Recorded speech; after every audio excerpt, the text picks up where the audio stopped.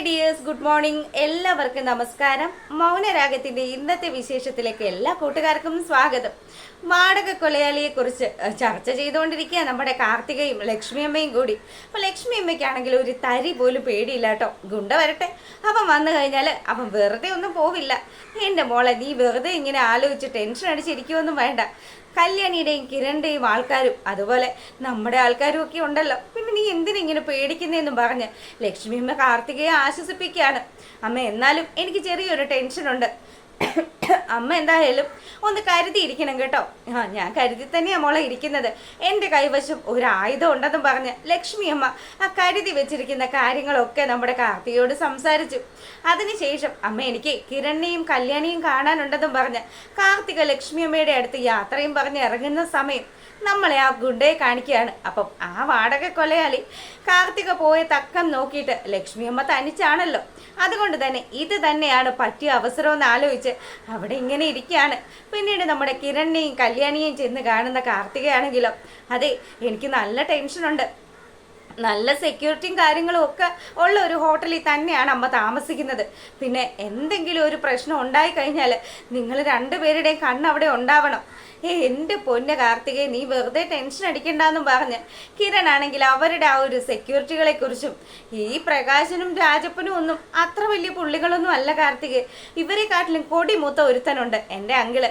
അയാളുണ്ടല്ലോ എൻ്റെ കല്യാണിക്കെതിരെയും എനിക്കെതിരെയും എൻ്റെ അച്ഛനെതിരെയും ഒക്കെ എത്രമാത്രം പ്രശ്നങ്ങൾ ഉണ്ടാക്കിയതാ. അങ്ങനെയുള്ള അയാളെ പേടിച്ചിട്ടില്ല ഞങ്ങള്. അപ്പം അതുകൊണ്ട് നീ ഒരു കാരണം വെച്ചാലും ടെൻഷൻ അടിക്കണ്ട. ഈ കാര്യം ഞങ്ങൾ ഓക്കെ ആക്കി തരാമെന്നും പറഞ്ഞ് അവർ വാക്ക് കൊടുക്കുക. എൻ്റെ അമ്മ കോടതിയിൽ എത്താതിരിക്കാൻ വേണ്ടിയിട്ടല്ലേ ചേച്ചി ആ ദുഷ്ടൻ ഈ കൊലപാതകം തന്നെ ചെയ്യാൻ ഒരുങ്ങുന്നത്. അങ്ങനെയുള്ള അവനെ നമുക്ക് പൂട്ടിക്കെട്ടണം ചേച്ചി. അത് തന്നെയാണല്ലോ നമുക്ക് വേണ്ടത്. 9-ാം തീയതി എന്ന് പറയുന്ന ഒരു ദിവസം കോടതി കൂടുകയാണെങ്കിൽ അവിടെ എൻ്റെ അമ്മ വരികയും ചെയ്യും. ഇവനെതിരെ, ഈ പ്രകാശൻ എന്ന് പറയുന്നവനെതിരെ മൊഴി കൊടുക്കുകയും ചെയ്യും. ആ ദിവസം ചേച്ചിയുടെ അമ്മയും അവിടെ ഉണ്ടാകണമെന്ന് പറഞ്ഞു. ആയിക്കോട്ടെ മോളെ, പിന്നെ എനിക്ക് നിങ്ങളോട് മറ്റൊരു കാര്യം കൂടി സംസാരിക്കാനുണ്ടെന്നും പറഞ്ഞ് കാർത്തികയും അമ്മയും എന്തിനാണ് ചെന്നൈയിൽ നിന്ന് ഈ നാട്ടിൽ വന്നതെന്നും അവരാരൊക്കെയോ ഭയപ്പെടുന്നുണ്ട് എന്നുള്ള കാര്യവും നമുക്ക് പല വീഡിയോസിലൂടെയും മനസ്സിലായിട്ടുള്ളതാണ്. അപ്പം ഇവളുടെ അമ്മയും ആരെയൊക്കെയോ പേടിക്കുന്നുണ്ട്. ആ കാര്യങ്ങൾ, പ്രകാശിന്റെ കാര്യം തീരുമാനമാക്കിയതിനു ശേഷം കല്യാണിയോടും കിരണിനോടും പറയാമെന്നും ഞങ്ങൾക്ക് നിങ്ങളുടെ സഹായം ആവശ്യമാണ് എന്നും ഒക്കെ ഉള്ളൊരു കാര്യം നമ്മുടെ കാർത്തിക കല്യാണിയോടും കിരണിനോടും സംസാരിക്കുകയാണ്. അങ്ങനെ അവര് വളരെ കാര്യത്തിൽ അവിടുന്ന് പിരിഞ്ഞു. പിന്നീടാണെങ്കിലോ ആ ഒരു ബീച്ചിൽ നമ്മുടെ മനോഹരൻ തനിച്ച് ശാരി വരുന്നതും വെയിറ്റ് ചെയ്ത് ഇങ്ങനെ നിൽക്കുക. ഈ പെണ്ണുമുള്ള എന്തിനാണാവോ എന്നെ വിളിച്ചു വരുത്തുന്നത്? ഇനി അവരെങ്ങാനും എന്തെങ്കിലും സത്യങ്ങൾ മനസ്സിലാക്കിയിട്ടെങ്ങാനും ആയിരിക്കുമോ എന്നുള്ളൊരു ചെറിയ പേടി നമ്മുടെ രാഹുലല്ല, മനോഹരനുണ്ട്. മനോഹർ ശാരിയെ കാത്തു നിന്നതും ശാരി മനോഹറിന്റെ മുമ്പിൽ എത്തി. എന്താ അമ്മ എന്നെ കാണണമെന്ന് പറഞ്ഞത്? അല്ല, നിനക്ക് ബ്രസീലിൽ നിന്ന് വന്ന ആൾക്കാരൊക്കെ പോയോ? ബ്രസീലിൽ നിന്ന് വന്നതോ? ഓ, അമ്മ പറഞ്ഞതല്ലേ, പെലെയും അതുപോലെ നെയ്മറും ആണോ എന്ന് ചോദിച്ചത്. അവരൊക്കെ പോയിട്ടൊന്നും ഇല്ല. ഞാൻ തൽക്കാലം ആ മീറ്റിംഗ് ഒന്ന് മാറ്റി വെച്ചു. അതിനുശേഷം അമ്മ എന്തിനാ എന്നെ വിളിച്ചതെന്ന് അറിയണമല്ലോ, അതിനുവേണ്ടി ഞാൻ ഓടിപ്പാഞ്ഞ് വന്നതാണെന്ന് പറഞ്ഞു. ഞാൻ വിളിച്ചതിലും മറ്റു ചില കാര്യങ്ങളൊക്കെ ഉണ്ട്. ആരാണ് ഈ ജുബാനയും അതുപോലെ തന്നെ ഡോണയും ഒക്കെ എന്ന് നമ്മുടെ ശാരി ചോദിക്കുകയാണ്. ശാരിയുടെ ഈ ചോദ്യം കേട്ടതും അപ്പൊ ഇത് തന്നെയാണ് ലെവല്, ഇവരിതൊക്കെ മനസ്സിലാക്കിയിട്ടാണ് വന്നതെന്നും നമ്മുടെ മനുവിന് മനസ്സിലായി. മനു ആണെങ്കിലോ അവരെ കുറിച്ച് ഞാൻ എന്താ അമ്മയോട് പറയേണ്ടത്? എടാ, നീ ആരാണെന്നും നിന്റെ യഥാർത്ഥ പേരെന്താണെന്നും ഞാൻ ഈ പത്രങ്ങളിലൊക്കെ വായിച്ചിട്ടുള്ളൂ, ഇതുപോലെയുള്ള വിവാഹ തട്ടിപ്പുകാരെ കുറിച്ച്. പക്ഷെ അവൻ എൻ്റെ മകളുടെ ജീവിതം തകർക്കുമെന്ന് ഞാൻ സ്വപ്നത്തിൽ പോലും വിചാരിച്ചിട്ടില്ല. എടാ, നീ എന്തിനാടാ എൻ്റെ കുഞ്ഞിൻ്റെ ജീവിതം തകർത്തത്? എൻ്റെ മോളുണ്ടല്ലോ, അധികം ആരെയും ഒരുപാടൊന്നും സ്നേഹിച്ചിട്ടില്ല, പക്ഷെ നിന്നെ അവൾ ജീവന് തുല്യം സ്നേഹിക്കുക. നിന്റെ മുഖമാണ് ആ കുഞ്ഞിനെന്നൊക്കെ പറയുമ്പോൾ എൻ്റെ മോളുടെ മുഖത്ത് വിരിയുന്ന ആ ഒരു സന്തോഷം ഞാൻ കാണാറുണ്ടടാന്നൊക്കെ പറഞ്ഞ് ശാരി കല്ല് തുള്ളി ചെല്ലുക. അപ്പൊ എല്ലാം അറിഞ്ഞല്ലേ? നിങ്ങൾ അറിയുന്നതിന് മുന്നേ തന്നെ നിങ്ങളുടെ ഭർത്താവ് കാര്യങ്ങളൊക്കെ അറിഞ്ഞായിരുന്നു. അയാളും ഞാനും തമ്മിൽ ഒരു ഡീലിലാണ് ഇപ്പം മുന്നോട്ട് പോകുന്നത്. പിന്നെ നിങ്ങൾ ഒരുപാടങ്ങ് തിളക്കിയൊന്നും വേണ്ട. നിങ്ങൾക്ക് എന്തിനാ ഇതിനു വേണ്ടി സങ്കടമെന്നൊക്കെ മനു നമ്മുടെ ശാരിയോട് ചോദിക്കുക. എടാ, എൻ്റെ മോളാടാ സരയൂ എന്നും പറഞ്ഞ് ശാരി നമ്മുടെ മനുവിൻ്റെ കഴുത്തിന് കുത്തി പിടിച്ചു. പെണ്ണുപിള്ളെ, അങ്ങ് മാറി നിന്നെ. നിങ്ങൾ അധികം അങ്ങോട്ട് അവളുടെ സ്വന്തക്കാർ കളിക്കാനൊന്നും നിൽക്കണ്ട. നിങ്ങൾ അവരുടെ ആരും അല്ല എന്നുള്ള കാര്യം മറ്റാരെക്കാട്ടിലും നന്നായിട്ട് എനിക്കറിയാം. നിങ്ങളുടെ ഭർത്താവെന്ന് പറയുന്നവൻ ചെയ്തു കൂട്ടിയിരിക്കുന്ന അത്രയും വൃത്തികേടൊന്നും ഈ മനോഹരൻ ചെയ്തിട്ടില്ല.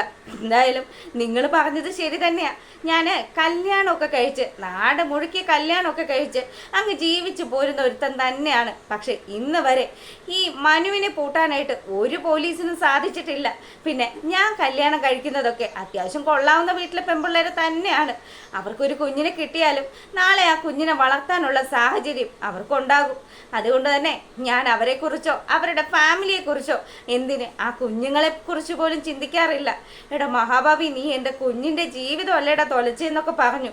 നല്ല മുത്തുപോലത്തെ ഒരു മുറച്ചെറുക്കൻ ഉണ്ടായിരുന്നിട്ട് നമ്മുടെ സരയുവിന് കിട്ടിയത് നല്ല ഒന്നാന്തരം ഒരു കട്ട ഫ്ലോപ്പിനെ ആണെന്നൊക്കെ പറഞ്ഞ് ശാരി ദേഷ്യത്തിൽ ഇങ്ങനെ നിൽക്കുക.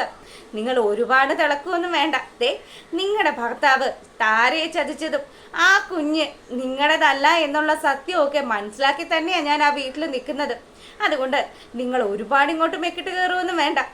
ഒരു കാര്യം ചെയ്യാം, നമുക്ക് രണ്ടുപേർക്കും കൂടി ഒരു ഡീല് സംസാരിക്കാം. ദേ, ഞാൻ താരയെക്കുറിച്ചുള്ള കാര്യങ്ങൾ സംസാരിക്കാതിരിക്കാം. അങ്ങനെയാണെങ്കിൽ നിങ്ങളിപ്പം എന്നെക്കുറിച്ച് അറിഞ്ഞ കാര്യങ്ങൾ സരയുടെ അടുത്ത് സംസാരിക്കരുത്. എന്തായാലും ഞാൻ ഇപ്പം കണ്ടുവച്ചിരിക്കുന്ന പെണ്ണുണ്ടല്ലോ, അവൾ ഇടുക്കിക്കാരിയാണ്, ഇടുക്കിയിലെ ഗോൾഡ് ആണെന്നൊക്കെ പറഞ്ഞു. അങ്ങനെ ആ പണക്കാരി മോള് എൻ്റെ ജീവിതത്തിലേക്ക് വരും. അന്നേരം നിങ്ങളുടെ മോളെ ഉപേക്ഷിച്ച് ഞാൻ ഈ നാട്ടിൽ നിന്ന് തന്നെ പോയിക്കോളാം. എന്തായാലും അതുവരെ ഈ സത്യങ്ങൾ നിങ്ങൾ നിങ്ങളുടെ മനസ്സിൽ വെക്കണമെന്നൊക്കെ പറഞ്ഞ് നമ്മുടെ ശാരിയെ ഭീഷണിപ്പെടുത്തി. ശാരിയാണെങ്കിലോ എന്ത് ചെയ്യാനാ, മൊത്തത്തിൽ പെട്ട ഒരവസ്ഥ. ഭർത്താവ് ചെയ്ത കണ്ണുതിരിവ് അതും പോരാഞ്ഞിട്ട് തൻ്റെ മരുമകനാണെങ്കിൽ 16ന്റെ ഒരു പണിയാണ് തന്നിരിക്കുന്നത്.